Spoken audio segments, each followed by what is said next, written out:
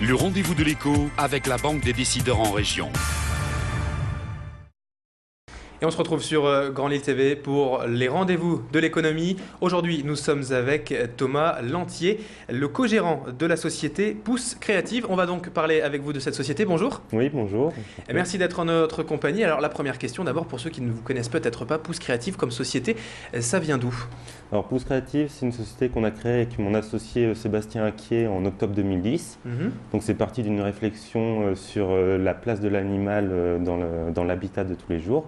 On a remarqué qu'on avait des produits qui étaient assez boudés par les designers. Donc nous, on a voulu travailler autour de l'animal et du végétal en liant les deux. Donc quand vous dites les designers, c'est en fait des cages à lapins restylées? Voilà, c'est ça. En fait, on a voulu justement apporter à ces cages à lapins ou à ces niches en mousse qui ne sont pas forcément très élégantes, pouvoir les intégrer facilement dans les pièces à vivre comme le salon.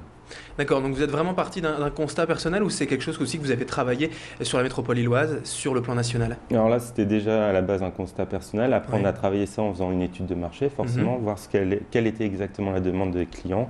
Et justement, les clients étaient assez tristes de devoir mettre leur chien ou leur chat dans une pièce comme la cuisine ou dans le cellier, devoir cacher un peu le produit de l'animal dans l'habitation.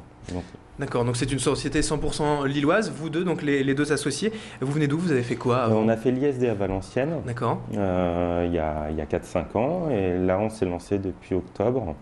Après une réflexion pendant 2 ans et demi, on a mûri la réflexion du projet qu'on a lancé après être parti de nos 2 emplois de CDI. Alors la société, donc vous l'avez créée il y a même pas encore un an. Aujourd'hui, en nombre de collaborateurs, de chiffre d'affaires, vous en êtes où? Alors, au niveau du collaborateur, on est encore à 2. D'accord, Donc ouais. on espère embaucher assez rapidement parce qu'on a besoin d'aide au niveau du web marketing et au niveau de la commercialisation des produits. Sinon, au niveau du chiffre d'affaires, il est encore assez récent parce qu'on vient juste de récupérer notre fabrication il y a à peine un mois. D'accord. Donc on est en cours de négociation avec différents revendeurs, aussi bien physiques qu'Internet. Alors pour les objectifs, d'ici 1 ou 2 ans, vous avez déjà des objectifs précis? Alors, on a des objectifs au niveau salarial, on aimerait bien arriver à 4-6 personnes d'ici un an. Oui. On aimerait bien aussi peut-être lancer un magasin physique propre à la marque et surtout pouvoir développer tous les ans 2 à 3 nouveaux produits tout en récupérant en fait, les informations des clients sur notre site via la communauté Pousse Créative. Alors c'était justement la prochaine question. Pour l'instant, pas de magasin physique, tout ce qu'on peut trouver, c'est sur Internet. Alors exactement, qu'est-ce qu'on peut justement trouver sur votre site Internet? Alors sur le site Internet, vous pouvez déjà trouver donc, tous nos produits. Donc il s'agit de clapiers et de poulaillers, aussi bien de niches d'intérieur pour chats et chiens et aussi des jardinières pour oiseaux. D'accord. Après, on a aussi un service de paysagisme sur le site pour aménager vos balcons et vos jardins. Et on a aussi une communauté qui laisse discuter les clients, aussi bien pour des services, pour des gardiennages, ou bien pour donner des informations sur les produits pour nous qu'on puisse récupérer et travailler dessus. Ou des conseils comme un forum Internet? Oui, voilà, c'est ça. On a un forum, on a aussi un service FAQ, la foire aux questions, que tout le monde aime beaucoup. Et puis on s'amuse à répondre tous les jours à nos chers fans de Facebook. D'accord. Pour ce qui est de la concurrence, bêtement comme ça, la question ce serait, il y a déjà quand même pas mal de monde installé pour ce qui est animalerie, pour ce qui est jardinage et végétal. Vous craignez pas justement la grande distribution? Nous, par rapport à la grande distribution, on n'est pas forcément concurrent avec eux, parce qu'on a des produits qui sortent du lot. En plus de ça, on est une marque qui est 100% française avec des fabricants français. Donc forcément, on sort des matières plastiques fluo, roses pour les hamsters et lapins.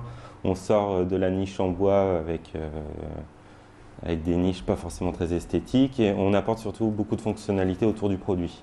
On veut faire vivre le produit, pas que ce soit juste l'habitation, que ce soit aussi un support floral, un espace végétal avec un petit potager pour notre clapier par exemple. Et notre jardinière, au lieu d'être une jardinière basique, on a placé un trou dedans justement pour que ce soit un nichoir aussi. Donc tout ça pour égayer justement ces produits. Et pour lier en fait le végétal et l'animal, voilà. C'est ça le principe? Voilà, exactement. Le but, c'est vraiment de mettre les deux ensemble. Pourquoi avoir séparé l'animalerie et les jardineries dans ces magasins-là? Ce qui n'existait pas du tout avant, en fait. Voilà. Moi, justement, on a eu des petits... on s'est amusé avec les banques pour expliquer justement le concept qu'on faisait les deux et pas l'un ou l'autre. Alors justement, les banques, revenons-y. Très belle transition, puisque pour créer une entreprise dans la métropole lilloise aujourd'hui, est-ce compliqué pour tous ceux qui nous regardent et qui auraient la même ambition?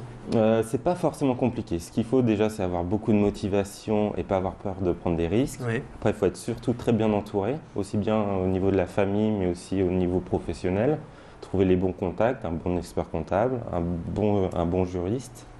Il faut une bonne banque qui suive le projet et qui ait confiance dans le projet, parce que trouver des banques, c'est pas forcément le plus difficile, mais il faut trouver la banque qui fait confiance. Qui fait confiance. Et après, on a des bons supports comme la LMI qui nous aide au niveau de l'accompagnement, aussi Nord Entreprendre et Oseo qui aide au niveau des garanties financières. Des aides financières de l'État essentiellement ou ce sont des associations? C'est de l'État. Oui. Forcément de l'État, et après on a tout ce qui est associatif, genre Nord Entreprendre, lui qui accompagne au bout d'1 an de fonctionnalité de l'entreprise, pour voir comment elle tient et pour justement aider à développer, disons si on veut embaucher quelqu'un ou si on veut faire une nouvelle identité dans la boîte. Alors rappelez rapidement le nom de votre site internet. www.poussecreative.com. D'accord, c'est noté. Merci donc Thomas Lantier d'avoir été en notre compagnie. Je rappelle que vous êtes co-gérant donc de l'entreprise Pousse Créative. Merci d'avoir donc été avec nous et bonne journée. Merci beaucoup, bonne journée.